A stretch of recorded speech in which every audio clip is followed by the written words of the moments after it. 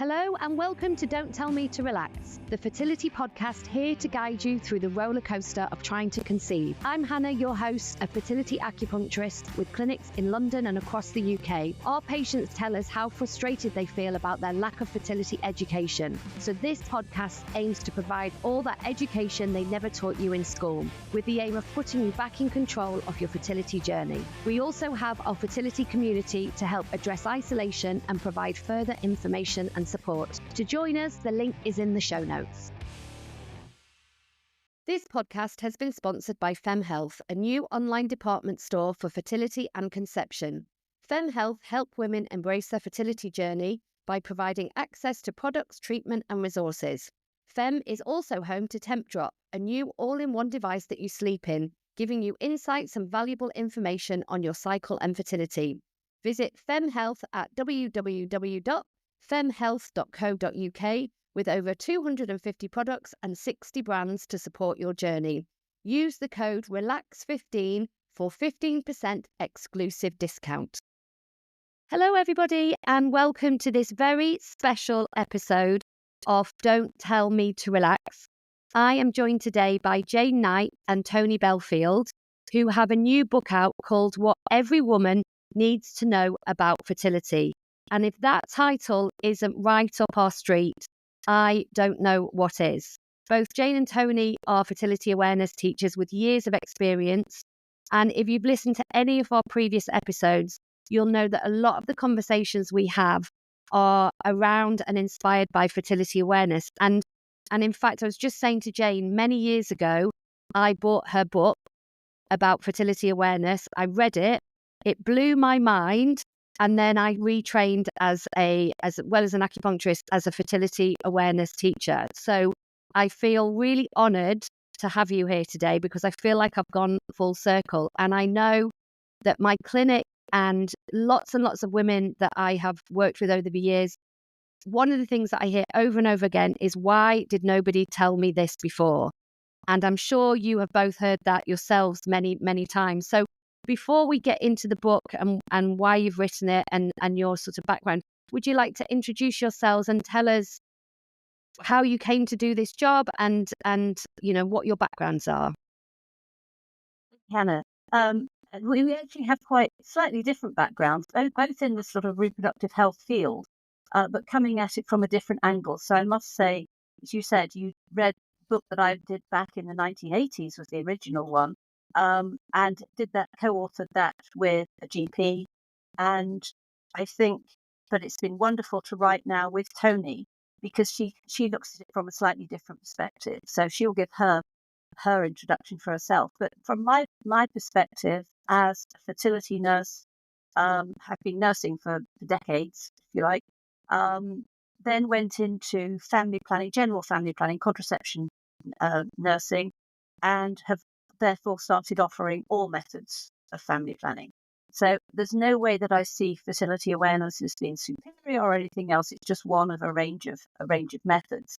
But I sort of ended up specializing more in fertility awareness and teaching fertility awareness methods from general practice, partly because there was no one else doing it. So that's really how it came about. And it sort of moved on from there. And I've also worked in fertility clinics as well. So I know quite a bit on the sort of sub-fertility side, having worked at Zeta West for many years as well. So that's where sort of I'm coming from, is from a nursing, midwifery and counselling perspective as well. Okay, thank you. And Toni, would you like to introduce yourself? Yes, hello. I'm a specialist in sexual and reproductive health information. I've spent many of my working life working with the Family Planning Association, which no longer exists, and talking to many, many, many thousands of women over the years about contraception generally. And to pick up Jane's point, it's very important that our love, if you like, of fertility awareness and reproductive health is not in any way devaluing other methods of contraception. It is about choice. I've worked with the RCOG, and I've worked with the Faculty of Sexual and Reproductive Health for many, many years. And I've worked with industry, I've worked with policymakers, with government. And really, the essence is to be a champion for understanding fertility awareness and reproductive health and supporting women. Great. which sounds right up the street of this podcast. Jane and Toni, can you tell us why you decided to write this book now? What was it that inspired you to do this? I think the reality is that from all our work, speaking with so many thousands of women over the years, we realized that there was an absolute need for clear, concise, and accessible information on fertility. The main question we've been asked is, why on earth would you write a book when there is tons of information out there? Yeah. And the answer is quite clear, that the information is out there, but it's often inaccurate, it's poor, it's subjective, it's often conflicting. And trying to sort out the fact from fiction has been, I think, impossible for a lot of women. So it was really a recognition that we thought, okay, we're passionate about this area of work. We think women would like the information, and we provided, in our opinion, clear, concise, and accessible information. Importantly, the text that we use is evidence-guided.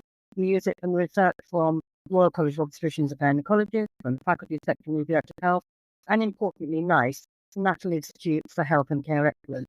So it is based in evidence. And what we're also aware is, and your podcast demonstrated it so beautifully, is exactly what women say. Why wasn't I told about this? Why didn't I learn it at school? If I'd known this, I'd have made a better decision. I'd have thought more carefully about it. So it's that understanding of fertility that's much more than, I just have a period once a month. It's about that whole gamut of reproductive health. Understanding that allows us to make much better decisions, both sexual and reproductive. And I think the other main issue is that we live in a highly technical age. And one of the things women say to us, well, I don't really need a book. I can just buy an app. An app will work. And we do take a lot of effort to dispel some of the myths, talk about the pros and cons of female technology, most particularly fertility apps, to show where women may be able to use technology and where they perhaps shouldn't. So that's really why we wrote it.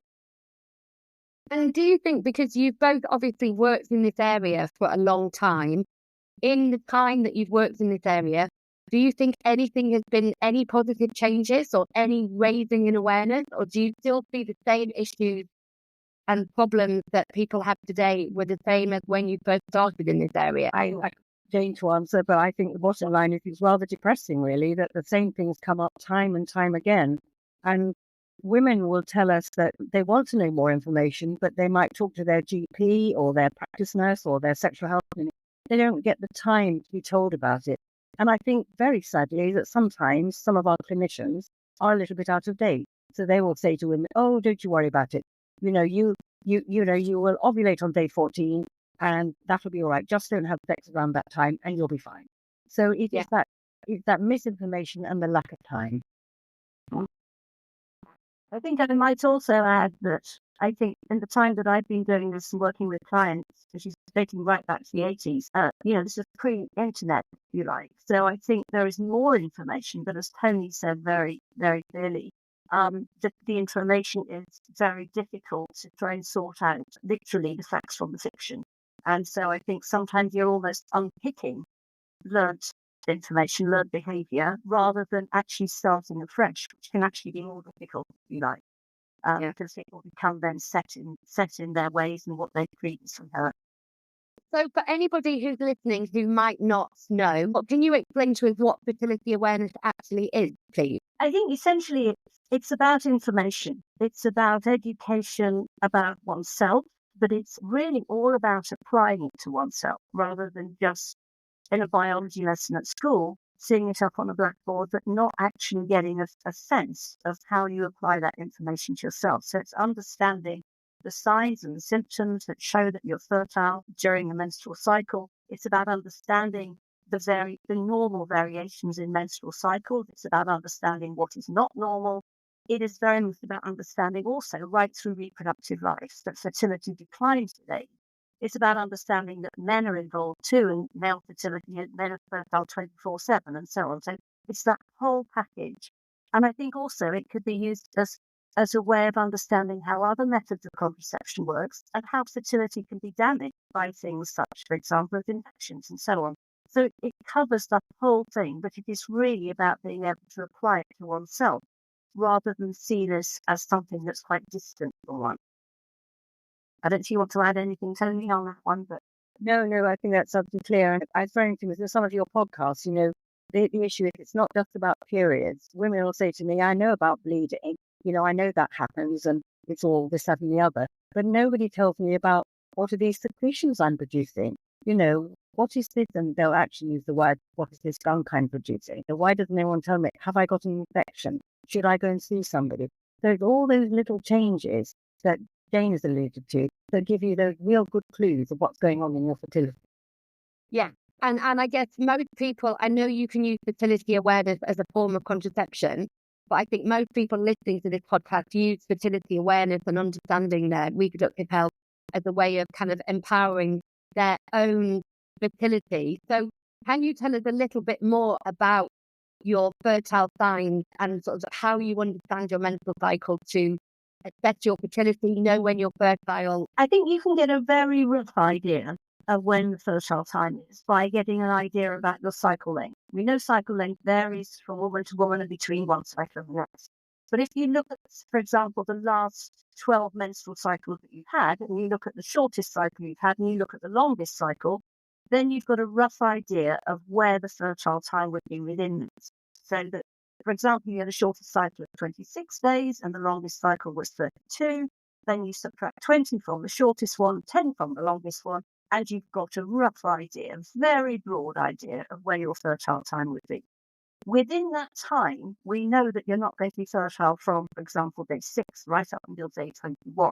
You've probably only got about 6 days, or we'd say 7 at max, where you can conceive. So during that time, for optimizing conception, you need to be looking out for the changes that your body is giving you very, very clearly that say, these are conditions that will allow sperm to survive. And this is where we come into the changes in the cervical secretions, the cervical mucus discharge, if you like, that basically changes from starting out dry and then becomes sort of fairly sticky white, and then generally changes to clearer, wetter, sometimes quite a slippery and a stretchy sensation, what it's egg white type secretion. And that is really reflection of high estrogen level. We're not talking now about finding and identifying a day of ovulation. Far from that. What we're looking at is times that would say your body is going to be receptive to sperm. I think the key thing there in terms of trying to conceive is very much that we've got to remember that there's a bloke involved here, okay? And that sex needs to be happening every 2 or 3 days to make sure that we're covering that whole window and we've got optimum sperm survival as well. So it's not just about knowing when that fertile time is, it is about making sure that the sperm are going to be healthy, genetically as good as you can get, and that means ejaculating every 2 or 3 days. So although we can say, yes, you can hone that time down to that few days, which may be 2, 3, 4, 5 days of optimum fertility, the frequency of ejaculation is a really important factor here. Yeah. And it's interesting because we talk about this a lot, either in clinic or with various specialists that we've spoken to on the podcast, that often what can happen is when a couple are trying to conceive, sex becomes, difficult. It becomes a problem. People really go off having sex. And so often people only have sex during their fertile time or what is considered their fertile time. And so what's happening if you're not ejaculating regularly for the rest of that time, then it's not optimum when it comes round to your fertile window again. And it's sort of one of the biggest things that we say to people is maintaining regular ejaculation. Even if you're not having sex, it's something that is not really discussed in many places. It's certainly not recommended by GPs that when people come into clinic, they're always astounded when I share that piece of information. You're so right. One of the things we make clear in the book is don't make this into Project Baby. Is that because as women, we spend so much time trying not to get pregnant, then when we make the sort of magic decision, we will, and nothing happens. Absolute stress sets in. Why aren't I pregnant? What have I done? Have I done something to harm myself? Are we having enough sex? Those kinds of questions are not discussed openly, and it becomes a very stressful time when it should be very enjoyable and relaxing. Yeah, and lots of people that I work with, when they're using their mucus to kind of know when they're fertile, often people find it difficult to find. So they're often like, I can't find it, I don't see it. It's kind of like a whole new concept to kind of tracking in this way. Have you got any What are your top tips for how to find it or how to know that it's there? I think, first of all, know that it will be there, even if you're not even aware of it. And I think it's an absolute classic that once you learn about it, you may have been terrified of it as a teenager and felt that you'd done something terrible or you got an infection. But as soon as you start to look, it's one of those things, it doesn't appear to be. It will still be there right high up at the cervix. And I know sometimes books talk very much about you've got to see this type of secretion or that type. It must be clear, it must be egg white, it must have a certain stretch. To a certain extent, I'd say mostly bollocks to that, because the secretions will be there high up in the cervix somewhere. There's very few women that will not have those secretions. Now, I think there can be a place sometimes for using, for example, the ovulation predictor. Now, as women get older, we tend to produce less and less of the secretions, and that's part of the age process. That the estrogen levels are a little bit lower, and therefore the secretions are less obvious than they might have been in your teens or your 20s. And that's normal, but they will still be there. And I think it's just not focusing on it, not going sort of overboard on searching. You don't need to. So what do you think about ovulation predictor kit? Because, again, some people love them. Some people get extremely stressed about them. Some people spend a lot of money on them.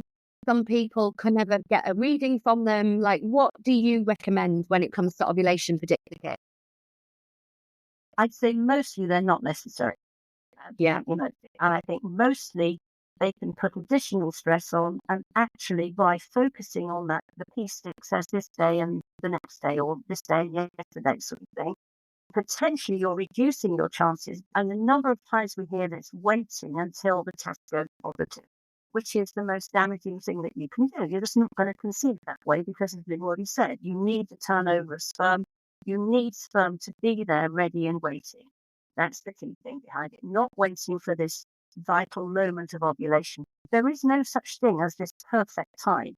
It has to be an ongoing process. And the key thing, I think Toni alluded to, is this idea that it does take time. It's perfectly normal to take 6 months to conceive. It's normal to take up to a year. But this is where we start to get into this complex thing where women sadly are having to look around for tests and all sorts of other things, over-the-counter things, rather than actually just be able to relax into it. And I know in your podcast, don't tell me to relax. We're not necessarily saying you must relax, but what we're saying is accept that there is a normal time to conception and know that there's also a time when it would be appropriate to be investigated. Yeah. And I think that's the thing, isn't it? That if you're armed with fertility awareness and understanding of reproductive health when you go into this, then you feel really clear that I've been having sex at the right time. We've been having sex or ejaculation through the cycle. My cycle's normal. There's no problem with my period. You're really empowered, aren't you, to know, okay, it's been 6 cycles, it's been 12 cycles. Now I need to go and get some investigations. And I think a lot of the time, people aren't necessarily even aware that their cycle might be problematic. So, I've had lots of people trying to conceive on 21-day cycles or with 10-day bleeds or, no sign of ovulation. And that is a very different situation than being really clear on, yes, my cycle is healthy. We've been having enough sex at the right time. And I've been tracking and still not happening. Now I need to go in for further investigations. I just feel like you're armed with so much more control when you understand it. And I think it's, as you said, Hannah, it's very reasonable that if you have had 6 cycles, depending on age, and obviously older women need to consider being referred and getting investigated earlier than younger women. But if you've had 6 cycles where you can say that you really have been doing exactly as you said, all the sex, and you've covered that fertile window, even if you appear to have what looks like normal cycles, and you appear to have, now some women might choose to do temperatures. We wouldn't necessarily agree with that for conception because, again, it can put a lot of pressure on. But there can be a role for that in actually identifying, do I have a short luteal phase or have I got a flat graft and so on. So in other words, to try and establish these things cannot be 100% in terms of the evidence behind whether or not you're ovulating, but they start to give you some sort of guidance. That's the important. So when do you bring the BBT? So do you use cervical mucus as like the main tracker for fertility? When do you bring BBT into the picture for fertility awareness? Hopefully you don't need to. And hopefully you can just rely on the changes in secretion and basically just having sex. That's the key thing. And time. I think some women may have already done temperatures in the past, or may think that they prefer to because then they've got something to look at and a partner to look at. I think it's such a fine line between whether that's helpful or whether it's actually working against you. We absolutely know that by the time the temperature's gone up to the higher level, it's all too late. The horse has bolted and, it's too late. The ovulation's over. So essentially, we've got to be focusing on the time before that. And, for decades, there are women waiting until their temperature went up because they thought that's when they ovulated and so on. And it's very easy for people to get confused when they're trying to do this. So I think keeping it simple is really important. Yeah. But certainly there can be a role, and that's something for discussion, if there appear to be short cycles, or just to get an idea for 1 or 2 cycles, and then I think it's enough. I think, sorry, Toni, what were you going to say? Just say that really cervical mucus is the most marvelous magic mark. Yeah. Yeah. That might be my quote for the podcast. It's magic marker. It's lovely. I love it. One of the number one questions that we get asked in clinic, and I get asked through Instagram, is around this issue around short luteal phases. I would say probably at least 3 times a week, somebody messages me, I'm concerned, I've got a short luteal phase, I'm trying to get pregnant, I don't know what to do about it, and I don't know where to go for support. What's your opinion on that? I think it's a complex one. I think it is very normal to have the occasional short luteal phase. Even women in their 20s will occasionally have stress, and various other things will shorten luteal phase. That is happening repeatedly. So you have three or more short luteal phases. It is certainly worth getting checked and starting to look towards getting luteal phase progesterone. One of the difficulties, though, with this is that even a progesterone in itself, that has to be correctly timed for starters, and that's only a very rough guide. So really, you start to then get into this idea about whether you start to do monitored cycles and so on. But I think it's just saying that generally a short luteal phase, depending on whether you do find a cause for it, and things like hyperactin, for example, then there are appropriate things that you might be doing to treat a luteal phase defect. Essentially, there's many things that you just have to say there is not. There's a debate is all around about progesterone. And in terms of supporting a luteal phase, what are your recommendations? Because there's 1,000,001 out there, and I can't find a magic formula for it. So what would you say to somebody if they had issues in their luteal phase, of things to consider from a lifestyle perspective, not kind of a medical perspective? I think from lifestyle, certainly the key things that you can look at in terms of, and you'd want with any preconception care, really, is look at things like diet, weight, body mass index. Is someone over-exercising? Because it's not just body mass index, it's body fat percentage. So if your body fat percentage is too low, or if you're an over-exerciser, then you're likely to get short luteal phase. You may not be so severe that you're going to stop periods completely, but it's very likely. Similarly, stress at work and all those kind of things, where you've got huge pressure, which, you see a lot.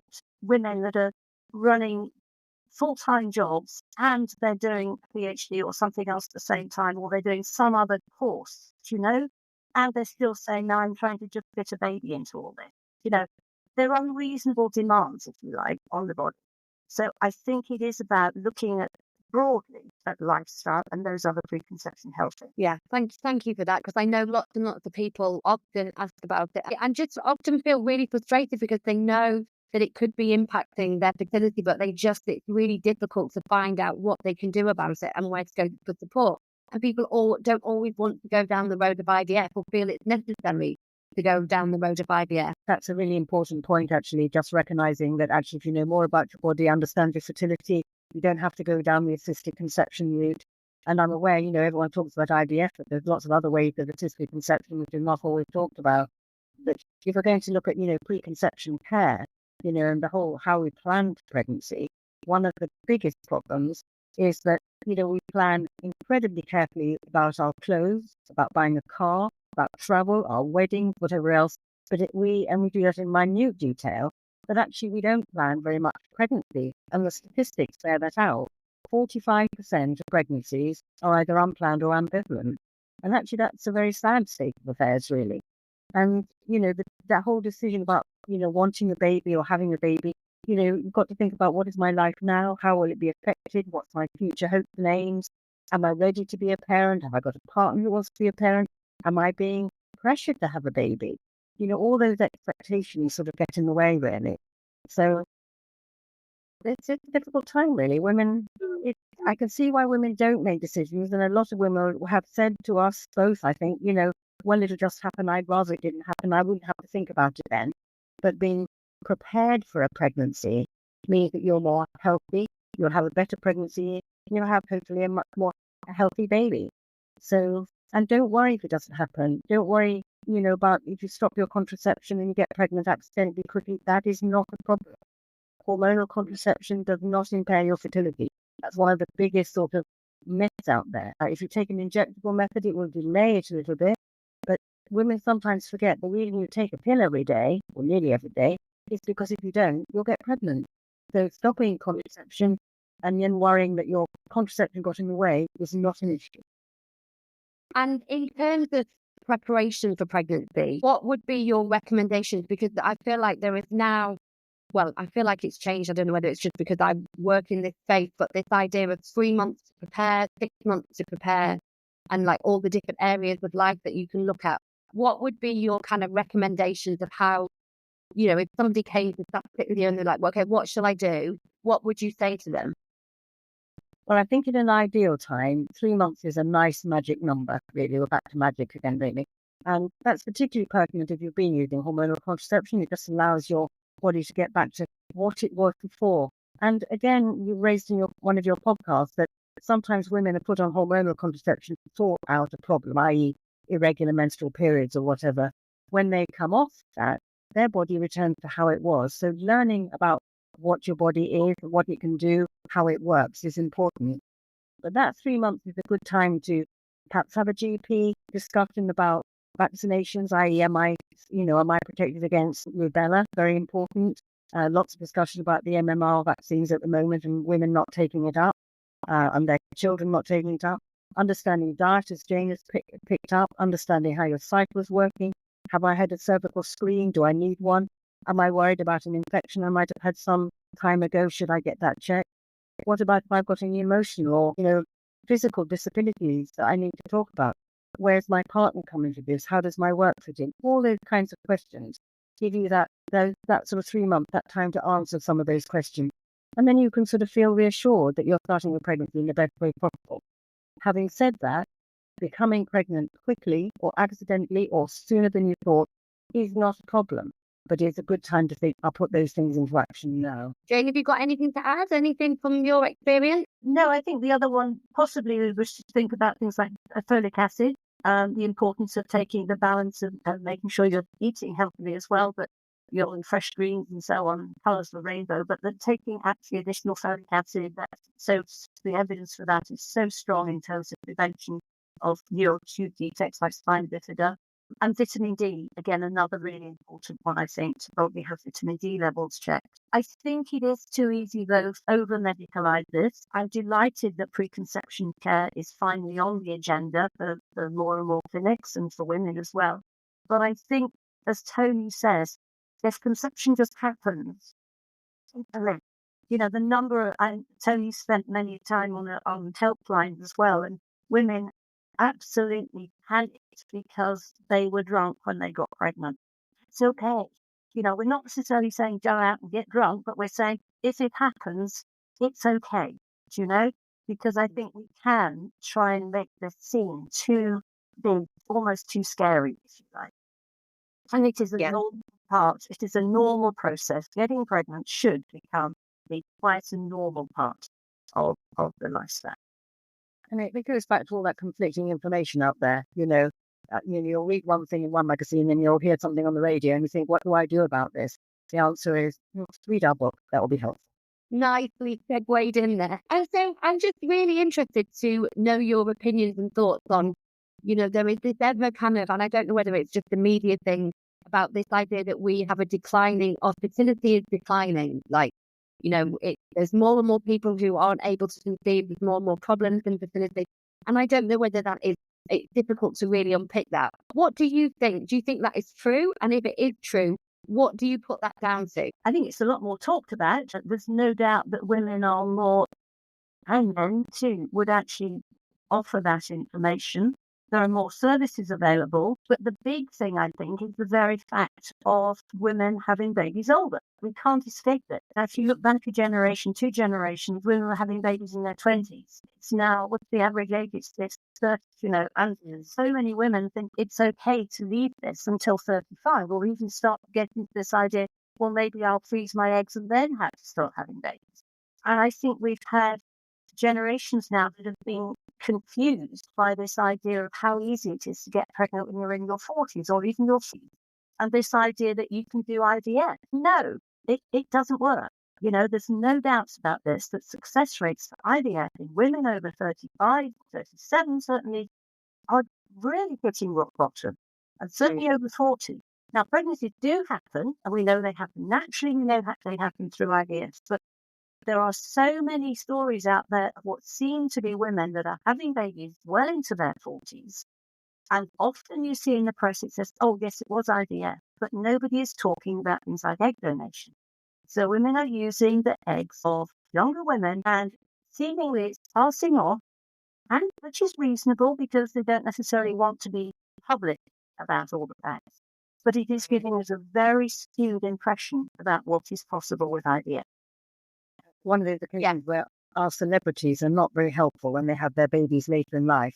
They never share how the baby was conceived, and which is a great shame, really. And it is important to know that there is a decline in female fertility, but it recognises how to provide that information in a confident and a caring kind of way. Because there's no doubt about it, 25 may be perfect, but you may not have a partner, you may not have any money, you may not have a good job, you may not have lots of things. How you then balance those things are really, really problematic. And it is easy for men, as again, your podcast say, men have sperm all the time, but even their sperm does decline eventually, but a lot older. And I think it was I can't remember who it was that I was talking to, but they made the very good point that IVF is not a solution for age.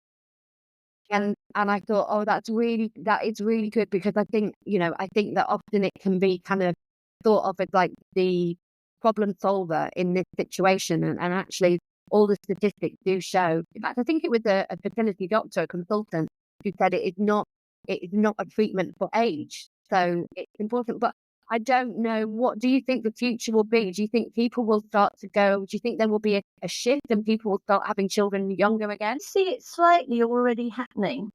Younger women being somewhat concerned about it. And this is where we get into this whole idea about whether you go off and have an MOT and find out what your fertility's like. But this is complex, though, because fertility is about a couple. A 25-year-old woman can't really go in and find out what her capability is of getting pregnant in 5 years, 10 years' time.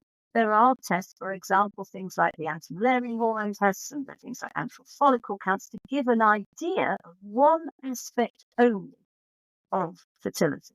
It's not going to give the whole picture. It doesn't say anything about your tubes. Nobody's going to want to check that your tubes are patent until such a time as you can prove that the woman is ovulating and we know the man's got good healthy sperm.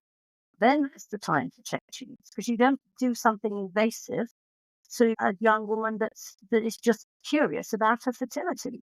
So we don't really have an easy solution. You can only test it out by actually testing it out in that situation. So what do you think about this idea of like testing your fertility? Because there's a whole surge of kind of checking in with your hormones and, all of that. What do you think about that? Because that's been a huge explosion since COVID, hasn't it?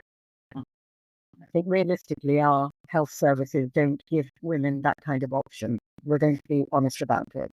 So I think this goes back to why it's good to know about your fertility, understand what's going on in your body, because you can see things for yourself. And there are now people, such as yourself, to talk to if you've got queries and questions. Yeah, and that is the thing, isn't it? It's exactly that if you understand reproductive health, if you understand your menstrual cycle, and you know what is normal and what's healthy and what you should be looking out for, then in many ways testing is not, it's just going to confirm that, because usually you would see something, wouldn't you, in a menstrual, that's what I say all the time, like your menstrual cycle is like your report card. So knowing it is really good, not just for when you're trying to conceive, but, for every single stage of your life. When your menstrual cycle goes awry, it's important to kind of take a step back and think, okay, what's happening here? Like, am I under a lot of stress? Is there underlying illness? Like, what is happening? Why has that happened? And I think that is a really empowering thing. You don't always need to go for lots of tests and investigations to know that. It's just understanding. I think one other thing it's worth saying, though, Hannah, is the importance of women, if they can, understanding what their mother's menopausal age was, because that is quite a good predictor. So if there's any family history of early menopause, that's something that every woman should be aware of, so that she can actually actively get checked at a relevant age. It's so sad when you see someone that her mother doesn't tell her about her own situation until the poor woman is in that situation herself and finds that her egg reserve is close to zero. So I think knowing about your family history is a very important part. Yeah, that's a really, really good point. It's interesting, isn't it, how often the conversations don't happen between mother and daughter. And so that really good information is lost, or it's kind of glossed over. And so the book is out now. Are you doing any promotions, any tours? What's happening with it? Well, a number of people are reviewing the book at the moment. It's only been out just over a month, so we're sort of on that journey. But we hope doing podcasts like this will be useful. We hope people will look at Waterstones and other outlets where we know the book is available, and just working on it, I think, really. Well, I've got it. I bought it, and I've been reading it. Obviously, I will have it on my shelf in my treatment room to refer people to it, because it is really good. And it's really, obviously it's well written, but it's easy to understand, because sometimes I've read books and it's like overwhelming and it becomes too much. But this is a really good, easy to understand approach to reproductive health. Thank you. And we do provide an extended glossary of terms, because one of the other things that women tell us is sometimes doctors do talk in a language I don't understand, and it's very devaluing, because the issue about any kind of consultation with your doctor is it is a partnership. I know most about my body. You might be able to help me with my health. Yes. Super. Well, thank you very, very much, Jane and Toni. It has been an absolute pleasure and an honour to have you here on the podcast today. We hope you have found this episode helpful. If you'd like to leave us a review, we would love you to bits. And if you'd like more support for your fertility, you can come and work with us in clinic. We're based in London and around the UK, or you can work with us online. For more information, see the link at the end of the show.